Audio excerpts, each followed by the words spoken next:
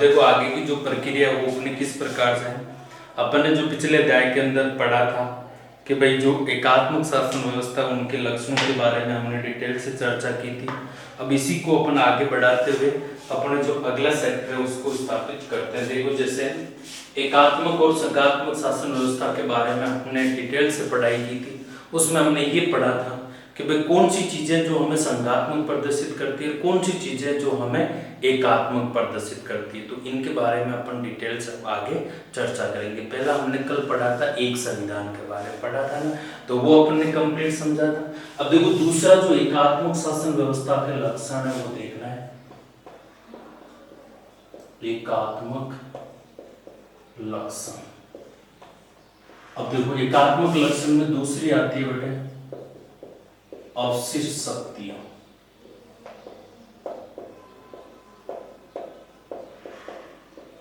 देखो ये बहुत अच्छा पॉइंट है, इसको ध्यान रखना बेटे। अवशिष्ट शक्तियां क्या होती है इनके बारे में भी अपन को चर्चा करनी है। तो अवशिष्ट शक्तियां वह शक्तियां होती है जिनके द्वारा अपन को किसी भी सेक्टर में जो सूचियां बनाई थी हमने तीन, संघ सूची, राज्य सूची और समवर्ती सूची। मैंने आपको कल भी इस डिटेल से आगे भी बताऊंगा। एक थी संघ सूची, एक थी आपके राज्य सूची और एक कौन सी थी समवर्ती सूची। तो इन सूचियों के आधार पर हमने जो क्या बांटे थे, विषय बांटे थे ना बेटे। तो इसके अकॉर्डिंग एक अवशिष्ट शक्तियों का भी उल्लेख हमें मिलता है, ठीक है। और ये जो अवशिष्ट शक्तियों का प्रावधान है ये हमारे संविधान में लिया गया कनाडा के संविधान से। कहां से लिया गया बेटे, कनाडा के संविधान से। तो इन पर अपन चर्चा करते हैं। देखो संविधान की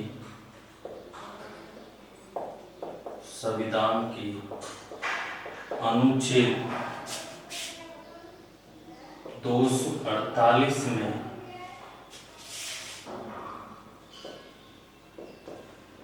अवशिष्ट शक्तियों का उल्लेख है।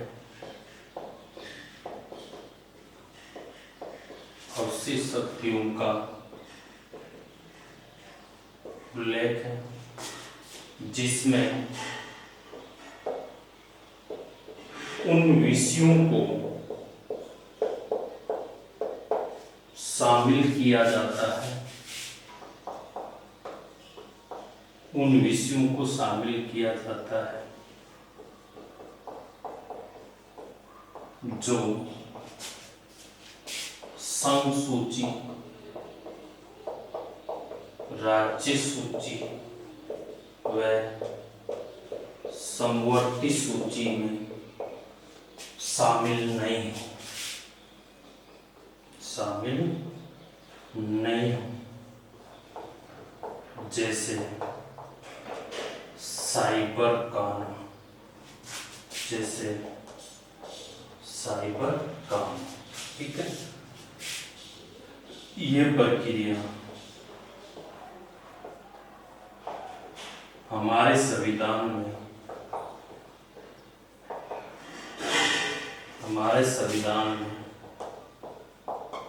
कनाडा के संविधान से ग्रहण की गई है।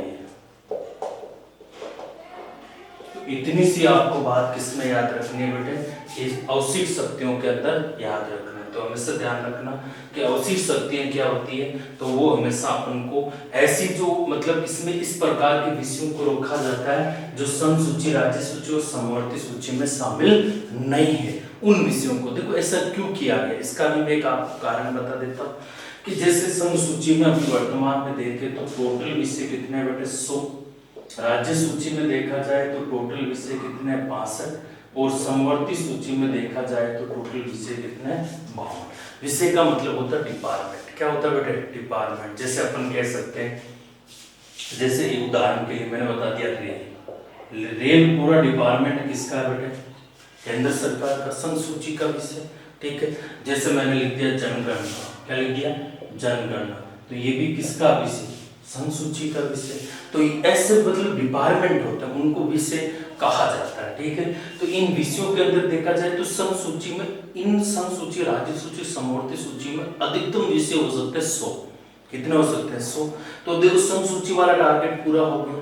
तो अब उन्होंने किसका उल्लेख कर दिया, अवशिष्ट शक्तियों का। मतलब ऐसे विषय जो तीनों में नहीं डाले गए उनको किस पर डाले गए थे, अवशिष्ट शक्तियों में। और अवशिष्ट शक्तियों का उल्लेख है वो हमारे संविधान की कौन से अनुच्छेद में, अनुच्छेद नंबर 248 में। बहुत अच्छी बात है, याद रखना, ठीक है। और इसमें जिसमें अपन को पता उन विषयों को डाला जाता है जो संघ सूची, राज्य सूची और समवर्ती सूची में शामिल नहीं है। जैसे उदाहरण के लिए साइबर कानून, तो साइबर कानून किस प्रकार का विषय बेटे, अवशिष्ट शक्तियों का विषय माना जाता है, ठीक है। ये प्रक्रिया हमारे संविधान में कहाँ से ली गई है, कर्नाटक से। कहाँ से ली गई है, छोटा क्वेश्चन बनता है। अब देखो इस पर कानून कौन बनाती है, तो देखो इसमें शामिल विषयों पर कानून बनाने का अधिकार केंद्र के पास है, केंद्र के पास है।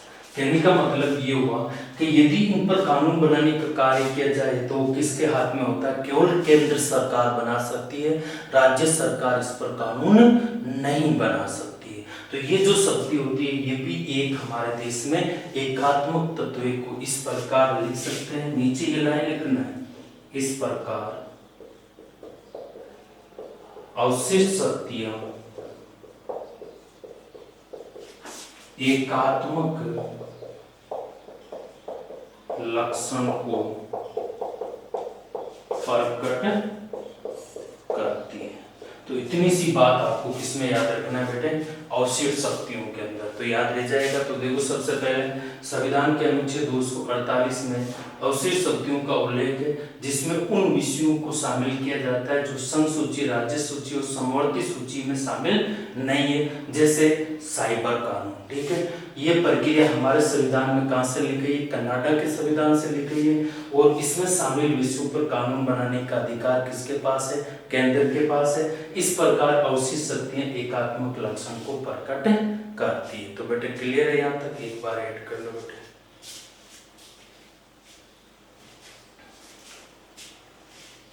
लिख लिया, ठीक है। अब देखो बात,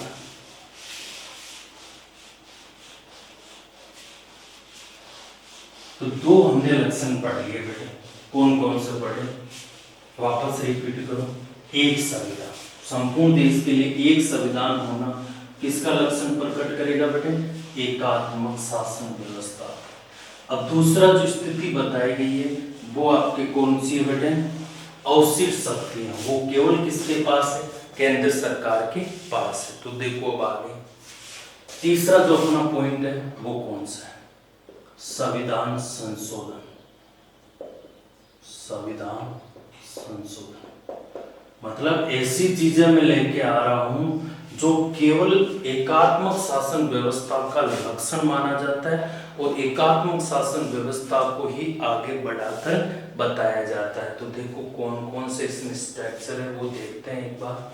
तो देखो संविधान संशोधन अपन कह सकते हैं, एक बार मैं समझा देता हूँ फिर अपन को लिखने का काम करना। तो देखो संविधान संशोधन कितने आधार पर होता है, 3 आधार पर होता है, ठीक है। पहला आधार मैंने बताया था साधारण बहुमत द्वारा, किसके द्वारा, साधारण बहुमत द्वारा होता है।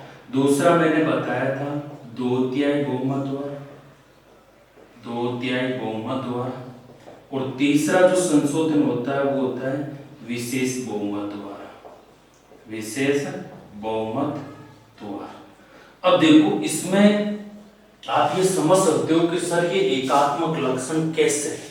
सबसे इंपॉर्टेंट बात तो हमें वही देखनी है कि सर इसमें से एकात्मक लक्षण किस प्रकार से हमें प्रदर्शित करते हैं, वो चीज हमें सीखनी है। तो देखो साधारण बहुमत द्वारा, 2/3 बहुमत द्वारा, विशेष बहुमत द्वारा, ये हमारे देश के अंदर संविधान संशोधन प्रक्रिया है, ठीक है।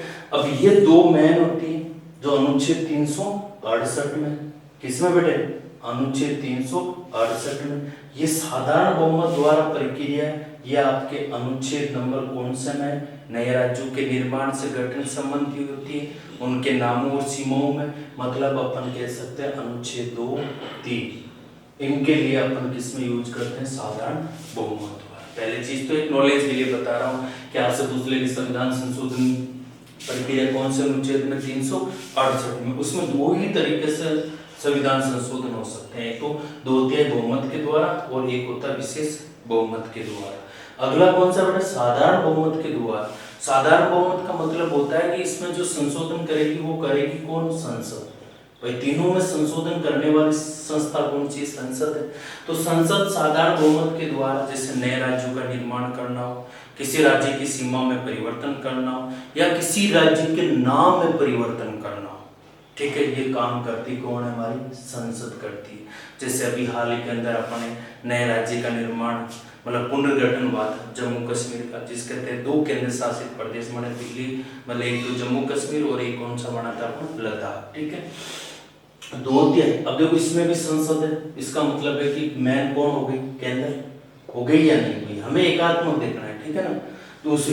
दूसरी ओनली फॉर संसद है कि भाई इसमें सीधा बताया जाता है कि संविधान के अधिकांश भाग में संशोधन इसी के द्वारा किया जाता है। और इसमें क्या होता है कि कोई भी विधेयक होता है वो संसद के दोनों सदनों के 2/3 बहुमत से पारित होना अनिवार्य होता है। संसद के दोनों सदन कौन से, लोकसभा और राज्यसभा। तो ये दोनों भी किसके हो गए, संसद के। और संसद किसकी, केंद्र की, ठीक है। विशेष बहुमत के अंदर क्या होता है, इसमें भी संसद होती है, लेकिन इसमें आधे राज्यों की क्या चाहिए, सहमति, आधे राज्यों की सहमति। अब असहमति तो जायज है, लेकिन इस संशोधन में केवल 5% भाग में संशोधन कर सका, मतलब 100 ज्यादा भाग तो को ले पड़े और थोड़ा बहुत बच्चों को ले लियो। एक को गिनी चुनी जी बार मान लो, एक तो राष्ट्रपति को निर्वाचन है, राष्ट्रपति के निर्वाचन में यदि कोई संशोधन करना है, या अपन कह सकते हैं शक्तियों के बंटवारे, शक्तियों के बंटवारे में यदि कोई संशोधन करना है तो वो किसके द्वारा किया जाता है, विशेष बहुमत के द्वारा। तो ये चीज भी अपन को इसमें ध्यान रखना है। तो है ना, राज्यों में राष्ट्रपति के निर्वाचन और शक्तियों में बंटवारे को आधार मानना है अपन को, ठीक है। केवल 2 में ही हमारा जो राज्य होता है वो पार्टिसिपेट कर सकता है, और केवल पार्टिसिपेट भी किस रूप में, वोट के रूप में, हाँ या ना। और वो भी कितने राज्य है, आधे राज्य। मतलब कहने का है कि 28 राज्य, 28 में से यदि 14 पक्ष में है, ठीक है, आधे 14 हो गए। यदि 14 पक्ष में तो 14 न्यूट्रल है, वो फ्री है, क्योंकि उनका भी कोई मतलब नहीं। तो एक तरफ से यदि पूरी प्रक्रिया को अपन निचोड़ देखा जाए तो क्या ये हमें एकात्मक लग रहा है या नहीं लग रहा है, बिल्कुल लग रहा है, ठीक है। तो यही हमारे संविधान के एकात्मक लक्षण के रूप में माना जाता है। तो देखो ये मैंने समझाया है, इसको एक बार वापस रिवीजन करके देख लेना, आपको हमेशा ये एकात्मक प्रदर्शित करेगा। तो देखो इसमें लिखना क्या है,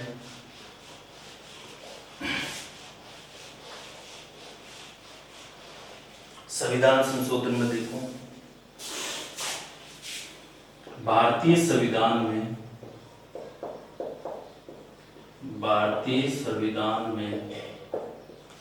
संशोधन की प्रक्रिया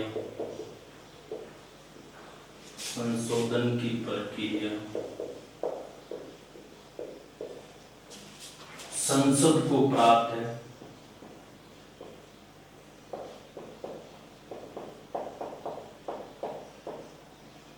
तथा संविधान के अधिकांश भाग में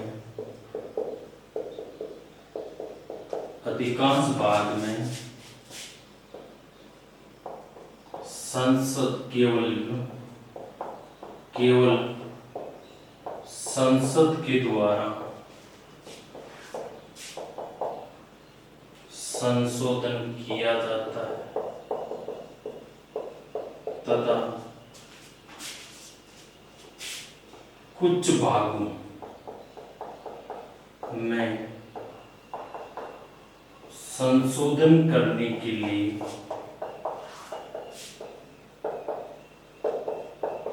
आधे राज्यों की सहमति लेना अनिवार्य होता है। इस प्रकार संविधान संशोधन की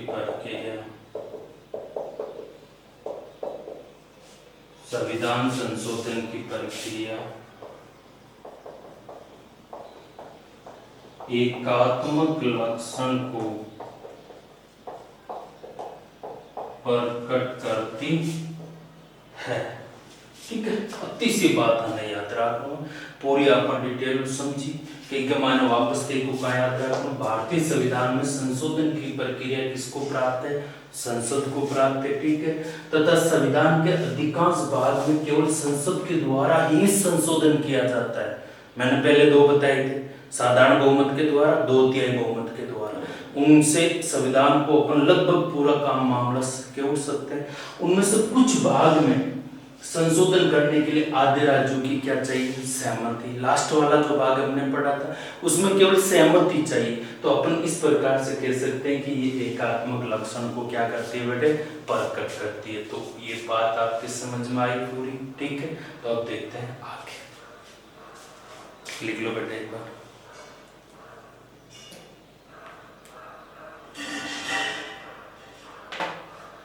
लिख लिया? अब देखो,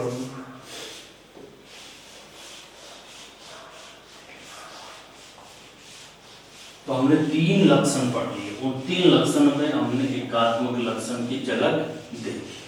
ठीक है, तो आप खुद कह दोगे कि सर हकीकत में हमारा राज्य तो बना है, लेकिन राज्य को किसके अधीन रखा गया है? केंद्र सरकार के अधीन रखा गया है। ये बात तो एक फिक्स है। ठीक है, तो इसमें कोई ज्यादा नहीं है। अब देखो इसमें आगे की जो चैप्टर है अपना वो कौन सा बेटे? 4 नंबर। अब देखो 4 नंबर स्थिति हमने पढ़ लिया था। एक संविधान, आवश्यक शक्तियां और संविधान संशोधन। अब अपन को पढ़ना है शक्तियों का विभाजन। शक्तियों का विभाजन, ये बात मैंने बताई थी। अब इसी को भी मैं एकात्मक लाकर दिखाऊंगा कि भाई एकात्मक है या नहीं। ठीक है, हालांकि अपन ने कहते हैं भाई शक्तियों का बंटवारा करने का मतलब तो यही होता कि केंद्र सूची, राज्य सूची, समवर्ती सूची, तो इनको बंटवारा करके तो मजबूत रूप से देखा जाए तो केंद्र और राज्य को मतलब बांट दिए गए। तो इसमें शक्तियां तो है उनके पास, नहीं है बेटे, ये देख सकते हो। जैसे शक्तियों का विभाजन हमने किया था 3 सूचियों के आधार पर। एक तो था संघ सूची, एक था राज्य सूची और एक था अपना कौन सा बेटा? समवर्ती सूची। अब देखो कि संघ सूची पर कानून बनाने का केवल काम कौन करती थी? केंद्र सरकार। इस पर काम कौन करती थी? राज्य सरकार।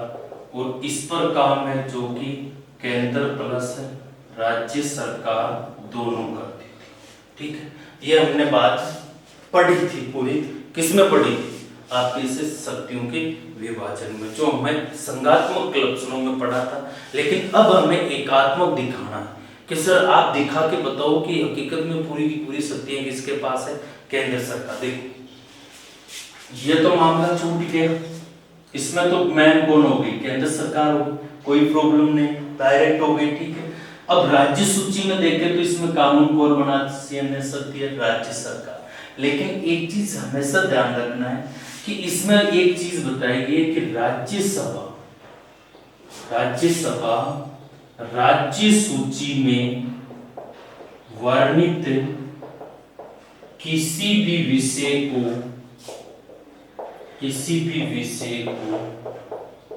राष्ट्रीय महत्व का विषय घोषित कर सकती है। कहने का मतलब ये हुआ कि जो ये भाग नंबर 3 है इसमें क्या बताया गया कि राज्यसभा राज्य सूची के किसी भी विषय को राष्ट्रीय महत्व का, और जो विषय राष्ट्रीय महत्व का घोषित हो जाएगा तो उस पर कानून कौन बनाएगी बेटे? केंद्र सरकार। कौन बनाएगी? केंद्र सरकार। और इसमें केंद्र और राज्य सरकार है, लेकिन विवाद में मान्य किसकी है? केंद्र सरकार।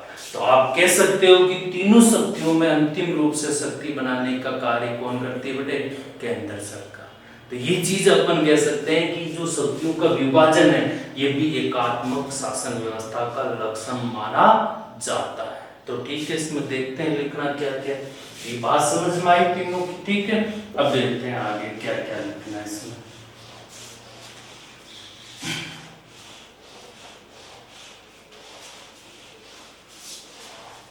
तो देखो शक्तियों के विभाजन में छोटी सी बात, ज्यादा डिटेल से आपको लिखी हुई वैसे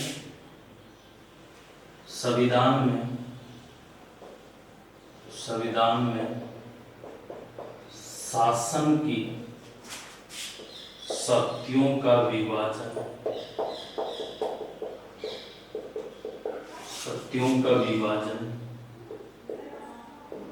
संसूची जिस पर कानून केंद्र सरकार बनाती, राज्य सूची जिस पर कानून राज्य सरकार बनाती है, लेकिन कुछ परिस्थितियों में केंद्र सरकार भी कानून बना सकती है और समवर्ती सूची में केंद्र एवं राज्य दोनों कानून बनाते हैं, लेकिन विवाद में अंतिम शक्ति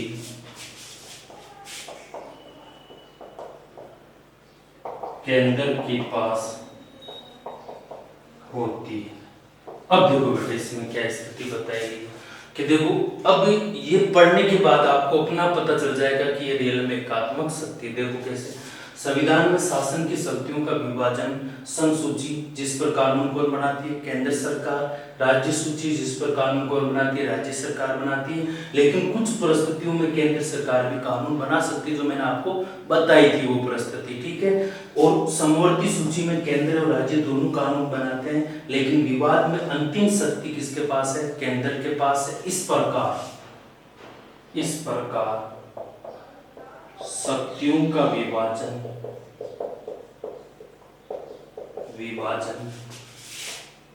केंद्र के पक्ष में किया गया है, जो कि एकात्मक शासन व्यवस्था का लक्षण है, जो कि एकात्मक शासन व्यवस्था का क्या बेटे लक्षण है। तो इतनी अपन को डिटेल से याद रखना है कि भाई किस प्रकार से अपन को इसमें आगे की जो स्थिति है वो अपन को क्लियर करना है। तो देखो एक बार कि संविधान में शासन की शक्तियों का विभाजन समसूची जिस पर केंद्र सरकार बनाती है, राज्य सूची जिस पर कानून राज्य सरकार बनाती है, लेकिन कुछ परिस्थितियों में केंद्र सरकार भी कानून बना सकती है, और समवर्ती सूची में केंद्र और राज्य दोनों कानून बनाते हैं, लेकिन विवाद में अंतिम शक्ति केंद्र के पास होती है। इस प्रकार शक्तियों का विभाजन केंद्र के पक्ष में नहीं किया गया, जो कि एकात्मक शासन व्यवस्था का क्या माना जाएगा, लक्षण माना जाएगा। कंप्लीट है बेटे।